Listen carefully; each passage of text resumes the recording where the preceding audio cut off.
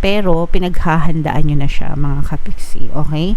So, listen to your intuition, guys, and follow your dreams. Alam nyo kung bakit? Kasi kapag sinunod nyo itong mga pangarap nyo, guys, success at tagumpay ang pupuntahan nyo. So, this is the energy of progress, success, victory, and tagumpay if you follow your dreams, mga kapiksi. Okay? Pero again, guys, no, hindi overnight ang success. It takes hard work, dedication, effort.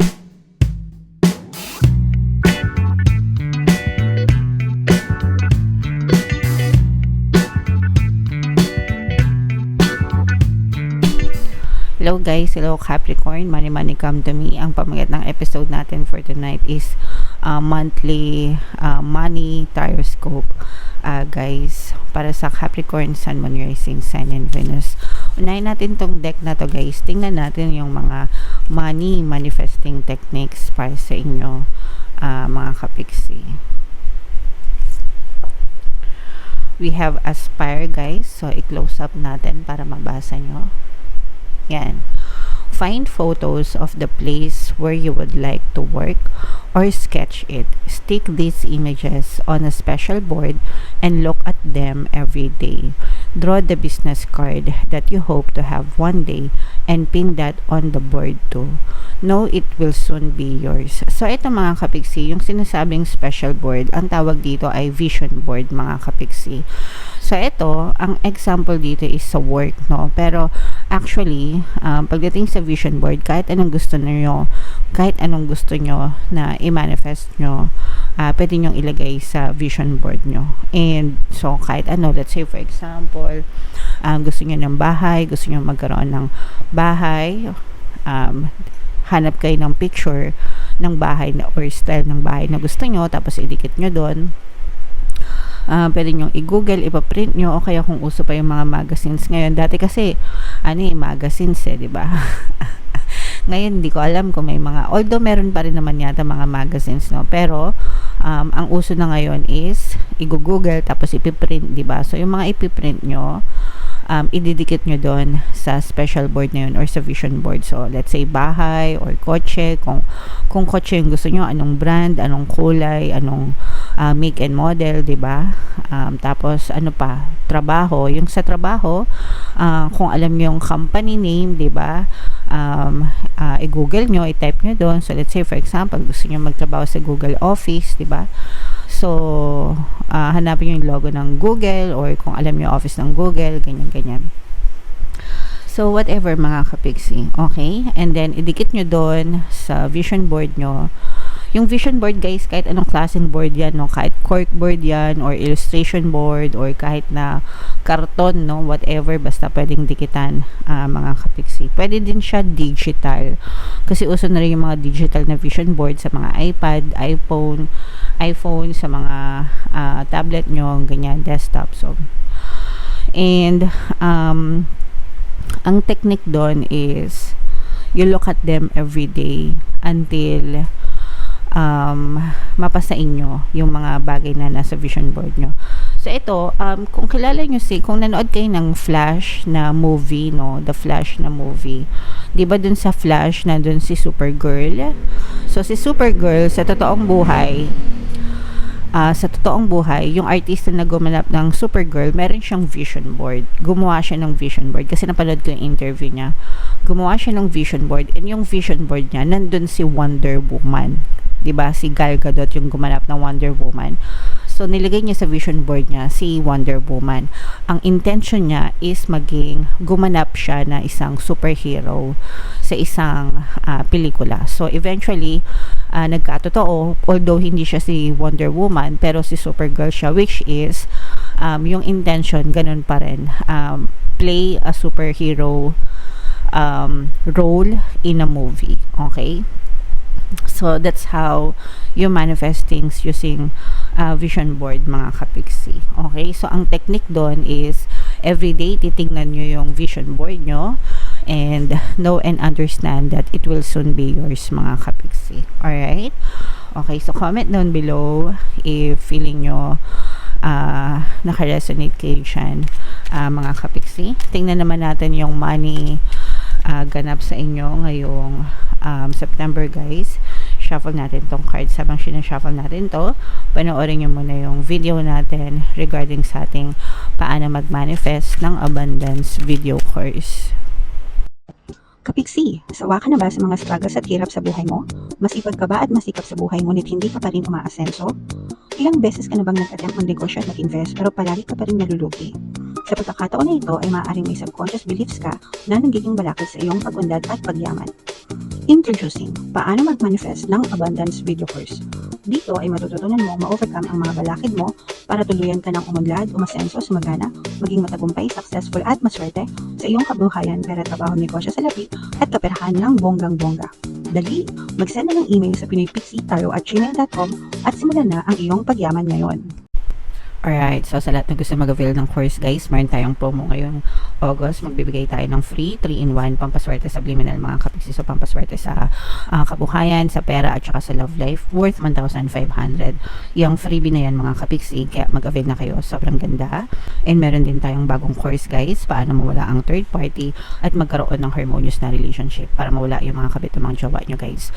30% discount naman yan until August 31. So i-avail nyo na, sobrang ganda. So, Capricorn, guys, kaya in-represent ng King of Pence. Ito yung ating money energy, mga kapiksi. So, tingnan muna natin. These are all positive energies, mga kapiksi. For some of you, guys, no, parang nararamdaman ko na yung pagiging ito, guys, parang ang uunahin nyo, kasi nakita natin dito, guys, na you have a lot of success, masaya kayo, actually kontento kayo dun sa mga status ng kaperahan nyo, pero parang right now parang gusto nyo namang gawin yung kung ano talaga yung gusto nyo, kasi yung iba sa nyo parang meron naman kayong mga sources of income, mga fixed sources of income. Let's say for example trabaho, ganyan, meron kayong fixed income, pero parang ang gusto nyong i-focus ng attention nyo ngayon, parang meron kasi kayong hinahanap, parang merong kulang, parang gusto nyong gawin kung ano yung kikita kayo ng pera but at the same time magpapasaya sa inyo, mga kapiksi. So yun yung nakikita natin or nararamdaman natin. So yung iba sa inyo, guys, parang feeling ko papakinggan nyo yung sarili nyong damdamin, and you will follow your dreams, no? Kumbaga parang, pero hindi ko naman nararamdaman na gagawin nyo ito agad-agad, na parang magre-resign na kayo sa trabaho or kung ano man, pero parang unti-unti nyo nang piniprepare yung sarili nyo, kasi yung iba sa inyo, guys, parang feeling ko nakapag-save na kayo ng enough, no?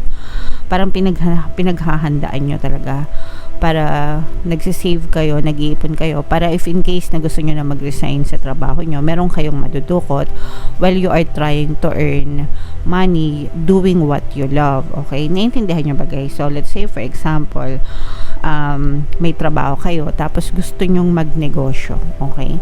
So yung iba sa inyo parang nag-iipon na talaga kayo, o kaya let's say for example OFW kayo, okay? Tapos parang gusto nyo ng magnegosyo, umuwi na lang ng Pilipinas and magnegosyo. So yung iba sa inyo talagang pinaghahandaan nyo na, nag-iipon na kayo, hindi lang nag-iipon ng capital sa negosyo, pero nag-iipon din kayo ng extra, no? Ng extra para if in case meron talaga kayong madudukot, mga kapiksi, but at the same time, kumbaga parang habang inaantay nyo pa na lumago yung business, lumago yung negosyo nyo, and maging okay na yung pagkakakitaan nyo, tsaka kayo magre-resign. Pero ang maganda kasi dito is you're starting to follow your dreams, no? Ibig sabihin parang sinisimulan mo na sundin kung ano yung nasa puso mo, kung ano yung let's say for example gusto niyo mag-artista, no? Syempre pag nag-artista kayo, hindi naman agad-agad may mga projects, hindi naman agad-agad may offer, hindi naman agad-agad kumikita, 'di ba? Lalo na kung beginner kayo, yung mga ganon, naiintindihan niyo ba? Pero pinaghahandaan nyo na siya, mga kapiksi, okay? So listen to your intuition, guys, and follow your dreams. Alam nyo kung bakit? Kasi kapag sinunod nyo itong mga pangarap nyo, guys, success at tagumpay ang pupuntahan nyo. So this is the energy of progress, success, victory, and tagumpay if you follow your dreams, mga kapiksi, okay? Pero again, guys, no, hindi overnight ang success, It takes hard work, dedication, effort, lakas ng loob, very important, syempre. Kasi there will be struggles at first, hindi siya madalian, and there will come a time na parang magi-give up ka if in case wala kang nakikitang resulta. Pero eventually guys, if you persist and kapag nagtuloy-tuloy ka sa pag-abot ng pangarap mo, tagumpay din yung iyong ma-experience mga kapiksi. Okay?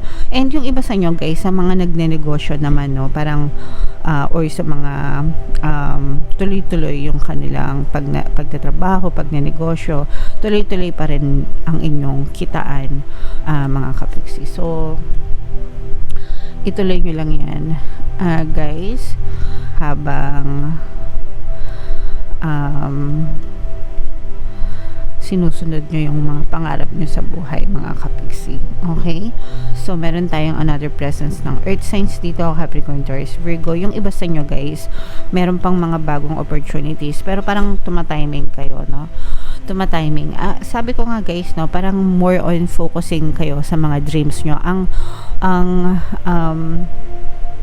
Ang focus talaga ng intention nyo is ng energy nyo, guys, is more on intentions towards your dreams, no?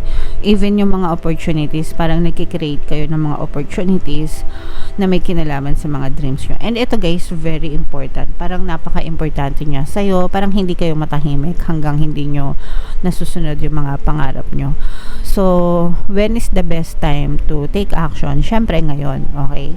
Syempre ngayon mga kapiksi, para meron ka pang time na mag-adjust, time na mag-adapt, whether maging successful ka or hindi ka muna maging successful for now, meron ka pang pagkakataon, di ba?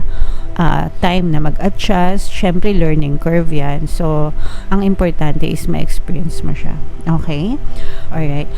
For some of you, for some of you guys, maaari kayong experience ng konting stress and toxicities habang you're trying to pursue your dream. Syempre, normal yun guys, especially if baguhan pa lang, no? Wala naman nagsimula na successful agad. Ang importante nga guys is consistency. Okay? Okay. So, comment down below, Capricorn, if feeling nyo naka-resonate kayo dyan. Ito guys, i-mind yan. Mind, dreams coming true, mind, opportunities, and itong energy ng success at tagumpay, i-mind nyo rin yan sa comment section, mga kapiksi. Okay? And wag nyo kalimutan guys, makinig ng mga pampaswerte subliminals natin, especially yung Pantaboy Malas, pang-akat ng swerte, super effective talaga. Ito yung playlist, lagay natin dito para mapakinggan nyo. And ito naman yung ating success stories ng paano mag-manifest ng abundance video course. Click here to subscribe guys, and click here to join our membership program. Thank you for liking, sharing, and subscribing. And see you again next time. I love you all guys. Have a nice day. Bye-bye.